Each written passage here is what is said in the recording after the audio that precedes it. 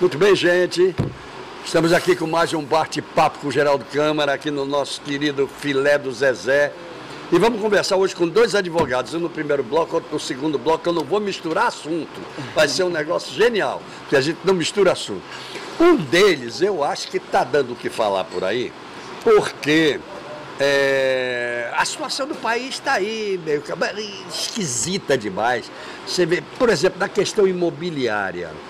Ontem essa semana nós tivemos a notícia, ou a semana passada, de que a Caixa Econômica havia ampliado o volume de financiamento, foi até 70% de determinado tipo de imóveis. 3 ou 4 dias depois, ou uma semana depois, ela anuncia que os juros subiram. Quer dizer, ninguém entende mais porcaria nenhuma. Ou será que entende Gustavo Buarque de Figueiredo, advogado imobiliário? Tudo bem, Gustavo? Tudo bem, Geraldo. Boa tarde aos telespectadores. Tá complicada a situação. A gente entende? Tá difícil de entender, Não, é verdade.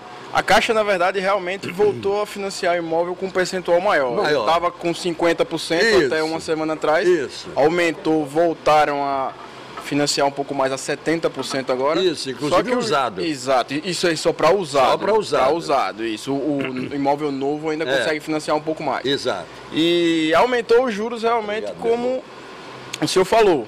O senhor está no céu olhando para a gente. Você vê com o negócio de senhor aqui. Os juros aumentou. Para o programa, não é, velho?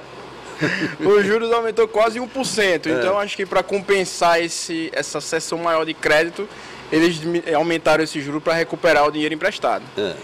Mas aumentou no novo também. No novo também. No novo 11, também, exato. Não sei o que para usado, 12, exatamente, aumentou. E a gente vê que a oferta hoje, em que pese as construtoras terem diminuído as construções, ela está muito grande, porque a gente tem muito imóvel pronto, construído, e a entrega não está sendo realizada porque não tem ninguém para comprar. Também não tem para comprar, e tem mais um problema seríssimo. A própria Caixa que financiava a construção do prédio inteiro não está fazendo isso também. Exatamente, Geraldo. Concorda? A Caixa, há pouco tempo atrás, ela financiava a obra, não só financiava como garantia, você comprava um imóvel, a gente via muito lá aquela placa, imóvel garantido, entrega garantida pela Caixa. Entrega garantida pela Caixa. Aí você comprava, né, confiando nessa garantia. Peça uma água para mim, por favor. E caso a construtora desse imóvel não fizesse em tempo hábil, a Caixa poderia rescindir o contrato com essa construtora e trazer uma nova construtora para terminar o imóvel. Hoje não existe. Existe ainda. Os contratos estão em vigor, existe. Mas a gente não tem visto essa troca de construtora. Perfeito. Porque a maioria das construtoras estão enforcadas, elas não têm condições de preencher os requisitos que a Caixa determina para assumir esses imóveis. Então muita gente comprou baseado nessa segurança que a Caixa pode trazer e traria, e hoje está aí a ver navios porque não houve a conclusão. Então vamos fazer o seguinte, vamos direto no advogado. Quais são o que você considera as principais ações que envolvem o direito imobiliário e que, obviamente, você trabalha com elas? A gente tem que ver o seguinte, Geraldo. O direito imobiliário é uma área muito extensa. Então, vamos dividir aqui, por exemplo, em compra e venda e aluguéis. Vamos dividir assim para a gente explicar melhor. Com relação a compra e venda, hoje, digamos que o cidadão comprou um imóvel e esse imóvel não foi entregue. Certo? Ele pode acionar na justiça a construtora para que o juiz obrigue a construtora a entregá-lo, cumprir o contrato ou ressarci-lo, certo? Outras situações que acontecem, esse imóvel foi concluído, porém a documentação não está regularizada. Muito comum. Geraldo comprou um imóvel na beira da praia e não está conseguindo registrá-lo em seu nome porque a documentação da construtora não está ok. Porque falta o habite, falta o habite, porque falta o memorial descritivo, porque falta o registro de imóvel no cartório dizendo que aquilo é daquela construtora. Exatamente. Nesse caso, você, através de um advogado, você pode conseguir a obrigatoriedade desse registro. Vai lá na justiça, pede para que o juiz determine esse registro, ou que obrigue a construtora a regularizar a documentação, ou o próprio juiz determine que o cartório o faça. Agora, isso normalmente demora muito. Demora muito. Muito bem. Aí eu pergunto a você, como fica o dono do apartamento? o dono do imóvel fica sem segurança alguma. Fica sem segurança. Na verdade, a legislação hoje protege um pouco mais. A gente tem visto falar muito em falência das construtoras, etc. Essas grandes empreiteiras que estão em crise por conta da Operação Lava Jato. E a legislação nos protege mais, porque hoje a gente tem, por exemplo, no caso de construção, o chamado patrimônio de afetação.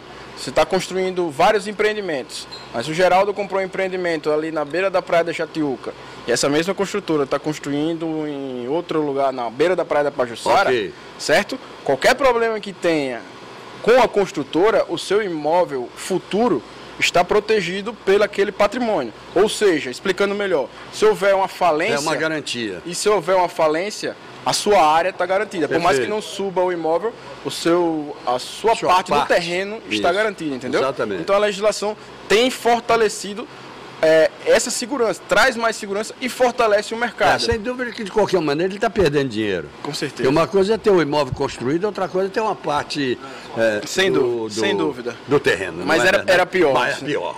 Antes era pior, sem dúvida alguma. Bom, e na questão, por exemplo, de locação, as locações subiram. As locações subiram um pouco em razão da impossibilidade das pessoas comprarem imóveis. Isso. Mas, por outro lado, a inadimplência aumentou também. Aumentou. Acho que a inadimplência hoje praticamente triplicou no último ano. É mesmo. Em razão da crise, perda de emprego, diminuição da renda. Então, muita gente já tinha contrato realizado, está sem conseguir pagar. E muitos outros não estão conseguindo nem formalizar um contrato. Por quê? Não é aprovado o cadastro, não tem uma renda compatível, já teve um problema anterior que prejudica aquela aprovação no momento da formalização do contrato. Então a gente vê esse tipo de situação. E hoje, o proprietário do imóvel, que foi normalmente as pessoas... No ano de final de 2007, começo de 2008, quando veio a crise da Bolsa, quem tinha dinheiro e investir em Bolsa passou a investir muito em imóvel. Sem dúvida alguma. Porque eles falavam não. Que eu acho que é um grande investimento. Exato. Por pior que esteja a crise hoje, lá na frente você não perde. É um patrimônio. É um patrimônio. Então muita gente investiu e passou a comprar e vender ou até mesmo a alugar aquele imóvel. É verdade. Às vezes a pessoa aluga com o intuito de mantê-lo, né? Ah, não tem um condomínio, IPTU, uma coisa, ainda me sobra uma renda. Exato. Aí os locadores hoje têm esse cuidado, eles têm esse receio, porque a gente procura colocar alguém que venha, pague, analisa toda a documentação, verifica se o cadastro é positivo, aquela pessoa tem um histórico bom, mas a partir do momento que aquela pessoa deixa de pagar, como bem você falou, o judiciário é lento, então para a gente retirá-la do imóvel, é muito demorado. Porque tinha que ser um negócio mais rápido. Deveria ser mais rápido. Muito mais rápido. Mas aí, num momento como esse, o juiz só pesa para verificar, vou deixar aquela pessoa... Exato. Vou deixar essa pessoa, essa família na rua, ele para pensar nisso aí também, né? E a nossa Constituição protege a moradia. Então, é uma questão bem delicada. Entre aspas, né? Se não pode morar em determinado lugar, mora em outro. Se não pode morar num apartamento de 300 metros quadrados, mora num de 50. Com certeza. Não é verdade? Eu acho que deveria ser assim. Com certeza. Mas esse é um mercado muito difícil. Difícil. Você tem imobiliária? Não tenho. Sou advogado, advogo para algumas imobiliárias na cidade, mas não possuo imobiliária própria. Mas eu vejo uma ênfase muito grande no seu currículo em relação a essa questão de aluguéis. De aluguéis. Você se especializou muito nisso? Isso. A gente trabalha muito com aluguéis. A favor do inquilino ou a favor do proprietário? Na verdade, a gente fica no meio, que a gente... como é que se diz? Eu advogo muito para imobiliárias, então a gente faz aquele intermédio, entendeu? A imobiliária administra os aluguéis. Ok. Mas, em outros casos, a gente defende ou representa os proprietários de imóveis. Agora, os inquilinos, às vezes, têm problemas também. Tem. São problemas grandes criados pelas imobiliárias ou pelos proprietários. E os inquilinos também têm muitos direitos. Exatamente. Quem é bom pagador e cumpre o contrato na forma pactuada, ele tem todos os direitos assegurados pela legislação. Exatamente. Eu acho que o que vale é aquilo que você fez, a maneira como você se comporta, que você se comportou, é o que vale. Exato. Contrato é a vida, né? Se a gente segue bem naquele determinado espaço da vida, você vai ter tudo correto. Eu costumo dizer o seguinte, se eu tiver que alugar um imóvel, eu digo o seguinte, olha meu velho, fulano, beltrano, cicrano, pergunta como foi eu pagando como inquilino. Pergunta como foi. Foi assim. Nunca paguei um dia depois. nem no dia. Sempre paguei antes. Ponto 1, certo? Ponto 2, veja como eu deixo o imóvel, como eu trato o imóvel. Isso é de uma importância fundamental também. Terceiro, não dou fiador, não peço fiança para ninguém. Pedir fiança para alguém é acabar uma amizade, né? Acabar uma amizade, você tá doido, não peço fiança para ninguém.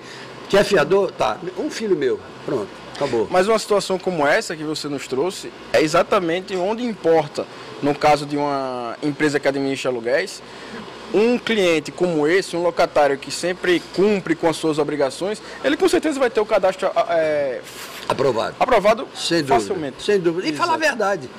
Tem essa de exato. Tem que ser verdadeiro. Exato. A gente tenta amarrar num contrato, mas o que importa é a índole da pessoa e a boa fé. Né? É verdade. Qual é o telefone de contato do nosso querido advogado Gustavo Buarque de Figueiredo? Eu vou deixar o telefone do escritório da gente, é o 3025 9006. Posso deixar o Facebook também? Lógico, 9006 e o Facebook dele, olha aí, ó, anota aí. Hein? É o www.facebook.com/HBMB ADV. MB ADV. AD20. ADV de advogado. De advogado. Pô, parece marca de automóvel. Eu acho que você acrescentou coisas formidáveis aqui, sabe? Eu acho que o bom é você ter um advogado com quem você possa conversar, dialogar, exato. Gustavo, me mostre todas as nuances. Onde é que eu posso errar? Onde é que eu posso pecar? Onde é que o fulaninho pode pecar? Onde é que eu... Não é? Exato, Geraldo. Esse cara que está assinando é dono do imóvel, ele pode alugar esse imóvel. Exato. Que acontece muito isso. Muito isso. E quando a gente vai descobrir já é um pouco tarde. É um pouco tarde, acontece muito isso. Você não é dono do imóvel e alugou o imóvel. Exatamente. Não é? Exatamente. Eu já aluguei um imóvel de uma pessoa com procuração.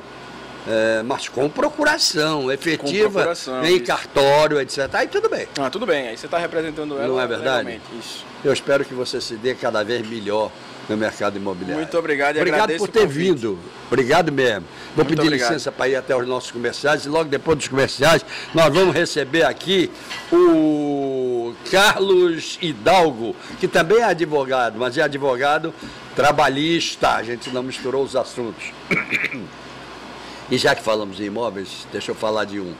Vou falar do Riacho Doce Beach Residence, que é um imóvel construído pela Teto e pela Rava, que está sendo construído. O local você já viu, o Riacho Doce, que tem 303 apartamentos, todos com vista para o mar. Apartamento para um morador, para um casal sem filhos, para idosos, para investimento, para fim de semana, para o que você quiser. Mas sensacional. E com um detalhe importante, porque ele está na beira-mar de Riacho Doce. É o saneamento. O saneamento básico é todo próprio do empreendimento. Não vai jogar nada no mar. É aquele saneamento incrível que, inclusive, aproveita as águas, recicla as águas para limpeza e por aí vai. Formidável mesmo. Vale a pena você conhecer. Bom, ao Gás Conforto, que é aquela lojinha ali no Passeio Estela Maris, para você saber o que é o gás natural, o que é o gás encanado, para que ele serve e você chega à conclusão de que ele não foi feito só para fogão. Isso é muito bom, não é? Bom demais. Ecoprime, uma loja que você leva o seu carro para lavar, o seu carro sai como se saísse de fábrica e eles gastam meio litro de água só. Quando você passa na porta, você pensa que é uma loja de automóvel para vender automóvel. Não é. É na rua Deputado Zé Lázaro, logo depois do Palato. Exato. O Palato ganha propaganda de graça aqui a toda hora, mas não tem nada não, que eu gosto muito do nosso amigo Cabuz, não tem problema nenhum. Bom, o filé do Zezé, que além do almoço, do jantar, de tudo que você já conhece, das especiarias, como o famoso filé, que tem 32 anos de criado, agora às quintas-feiras tem jazz, às 19 horas, aos sábados tem chorinho, às 2 horas da tarde, e aos domingos, na hora do almoço, tem teclado e violino. Oh, meu Deus do céu, bom demais. Domingo eu vim comer aqui, estava uma delícia ouvir aquela música comendo aqui. Coisa de primeira sem segunda, voltamos já.